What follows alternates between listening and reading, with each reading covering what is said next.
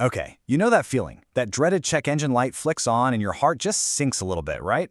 Well, if you've plugged in a scanner and it spit out a P0607 code, seriously, don't panic. You're in exactly the right place. We're gonna get this sorted out, quick. So let me guess, you're here because you're staring down this specific code on your Subaru. You're probably thinking, what on earth does that even mean? How serious is it? And, most importantly, how can you fix it without a huge headache and a massive bill? Well, we are going to break it all down for you in the next few minutes. All right, let's dive right in. That P0607 code, it's not just some random string of numbers. Nope, it's a very specific message from your car. And in plain English, it just means that your car's main computer, that's the engine control module or ECM, has spotted a problem with the system that controls your engine's idle speed. Okay, let's decode what your Subaru is actually trying to tell you here. Think of this code as the very first clue to solving this little mystery. The easiest way to think about it is like this.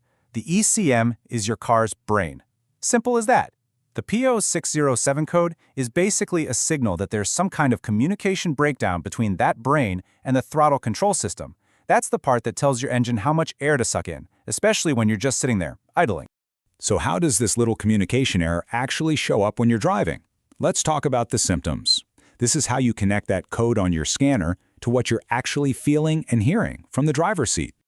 Okay, does any of this sound familiar? Maybe your car is idling really erratically, shaking a bit at a stoplight perhaps? You might also notice that it just doesn't feel right when you're driving, like a general sluggishness or just poor performance. These are the classic signs that point directly to a P0607 issue.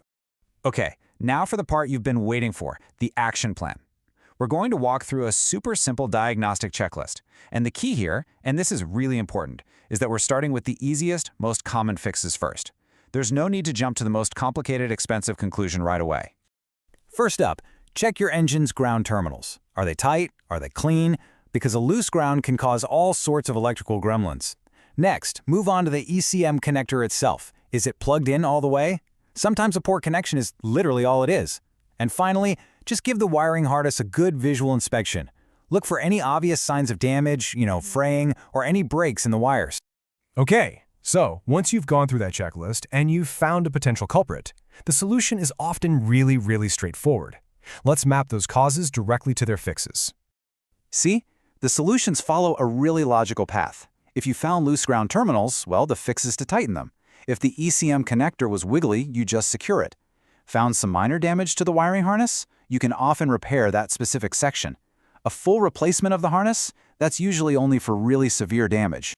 So here's the bottom line. Just clearing the code without fixing the root problem is not going to get you anywhere. The light will just come right back on. You absolutely have to address the underlying electrical issue, whether it's a loose connection or a damaged wire, to truly solve the problem and get your car running smoothly again. So there you have it. You are now armed with a clear diagnostic path. You know the symptoms, you know the potential causes, and you know the exact steps to take.